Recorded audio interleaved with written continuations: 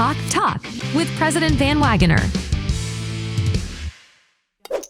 So, Dylan Blier, welcome to Hawk Talk podcast here.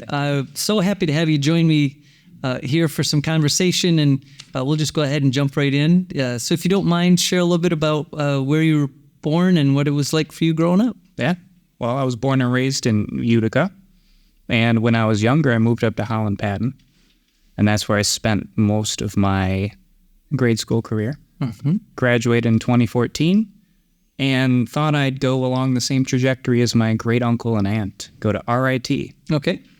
But turns out, 120 kids in a graduating class versus 128 on the same floor in my dorm room. Big difference. Mm-hmm. I had a little bit of a magnitude shock. Mm-hmm. It was just a lot going on. Mm-hmm. That idea of magnitude shock linked to financial burdens of going to a private four-year institution, mm-hmm. I decided to leave and reconsider. Mm-hmm. So in 2016, I joined MVCC. I moved home, and I picked up a camera. I excelled at it well enough where I started to catch the eyes of some of the professors saying, hey, you're good at this. You should keep going along with this stuff. Do you want to work in the photo cage part-time? Mm-hmm. Do you want to start helping out other students learn some photography tricks? And I did that, and MVCC hasn't let go of me since. Yeah. Yeah. Fantastic. So did you work while you were going to class, or was it just on campus? I did, yeah. So my second semester in photography, they said, why don't you join the art department and be a technician? You know, just like sign out equipment, help people out with technique, stuff like that. Mm-hmm. And that's where I stayed until I became the tutor in the Learning Commons for photography. Mm-hmm. I thought that'd be the next step. Another on-campus job. Yep, another on-campus job. And I met Ibrahim, got really along with that man. Mm-hmm. And it just so happened that the same time I was a tutor, I was taking a video class. So I said, why not use the Learning Common as a catalyst for a video to make? Mm-hmm. And Ibrahim saw the video. He liked it enough to send it up to marketing. And they liked it enough to say, hey, we want you to come work for us now. Oh, my goodness. So I sort of did little steps throughout my whole career. Yeah. My whole academic career sort of meshed into my professional career. And did you know you wanted to go, like when you went to RIT, was photography and visual arts your thing? Not at all. At RIT, I was new media development. Okay. Web design and coding. Mm-hmm. And to go back to that was like my second semester at RIT, having these fever dreams of going somewhere I didn't want to be.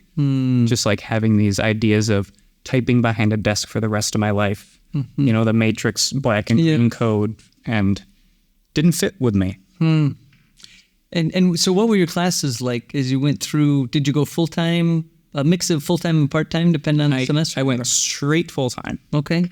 And I'd say that the best thing that I did when I got to MVCC to break bad habits was the winter before I got into a spring semester in 2017, I lived at the library. I went to the library.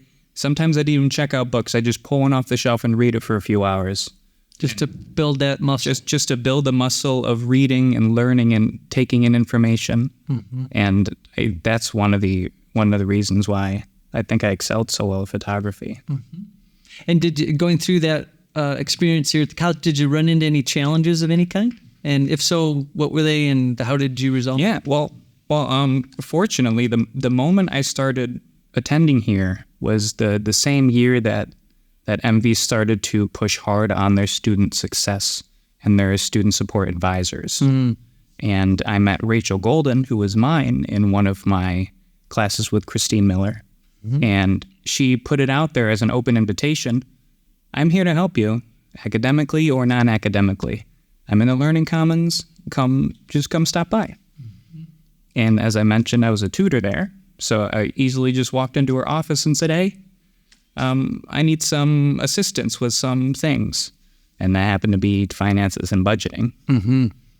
And she helped me out very quickly. Yeah. You know, I think after 2 days, I had a budget, and then I had a bunch of resources for how to do taxes and how to balance things. It was fantastic. Great. Yeah. And so you came through MVCC, and what did you do after you graduated? Yeah, so I came through, I graduated here in 2019 with a photography and marketing degree. Okay. And I took a break to keep working here with marketing and the art department. And while that was happening, it's really hard not to talk about it. The pandemic. Oh, there's that. Yeah. The thing that happened. And I was sitting at home, and I said, you know what? This is a perfect time to get my bachelor's. I can apply. I don't even have to leave my house. I can just do virtual online stuff. So I went to SUNY Poly starting in 2020, and I graduated this May in 23 with my communications degree. Fantastic. Yes, thank you. And then after you graduated SUNY Poly? Yeah, and after that allowed my superiors in my department at MVCC to extend a full-time position to me now that I had a 4-year degree. Very good. Very good. So you're on staff here in the marketing department at MVCC. Correct. Along with, I believe, all but one maybe in the department as MVCC alumni, which is telling our story as a college. Yeah. And as you look back on your skill development and the incredible evolution of the technology, accelerated evolution of the technology, can you connect back to your time at MVCC? Talked about building the academic muscle, but also just that technical skill muscle around being able to keep up with the changing technologies and the advent of AI and the impact on the industry.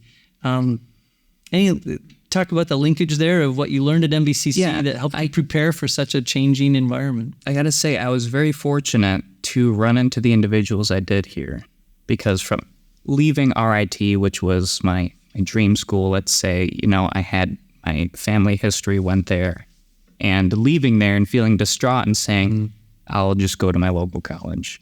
And then but then immediately going there, and I met Anthony Jones in the art department, and I met Ron Jones.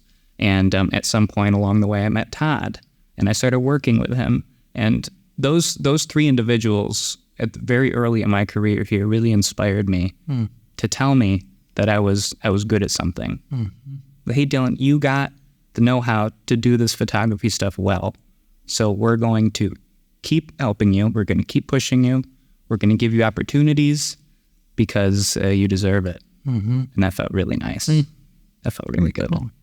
So as you look back on your time as a student at MVCC, is there a memorable experience that stands out in some way that you can share? I thought it was very almost like bookendish to come here for photography with Sharon Zone as my analog photographer teacher, teaching how to load film and meter the camera manually. And then 3 years later, join the department that she's part of and work alongside of her as a peer. Yeah. So that was really nice. Yep. Yeah, 30%, now maybe even more, of our full-time employees are MVCC alumni at the college. And I've heard that's a similar story many times, where people are like moving from that student mentee to peer. Right. And sometimes even reverse mentor in some ways. Yeah. That really powerful experience that plays out. So at the end of the day, looking back on all of your experiences, goodness, coming up on nearly 10 years at the college, both as student and employee, what does MVCC mean to you? MVCC means a tremendous amount, starting with support and then moving to recognition and then ending with professional development. It's really the whole swath. I don't know what I'd do if I had to write my resume, because the last 10 years have been with the same individual. Education and work. They're like, Dylan, you've never left here. Oh, I don't have to. Great. Yeah. Well, Dylan Blier, thank you so much for joining me and sharing your story on our Hawk Talk podcast. And thank you for all your contributions already, and in advance for all of those that you'll make in the future. Hey, thank you. Great. Glad to be here. Hawk Talk with President VanWagoner.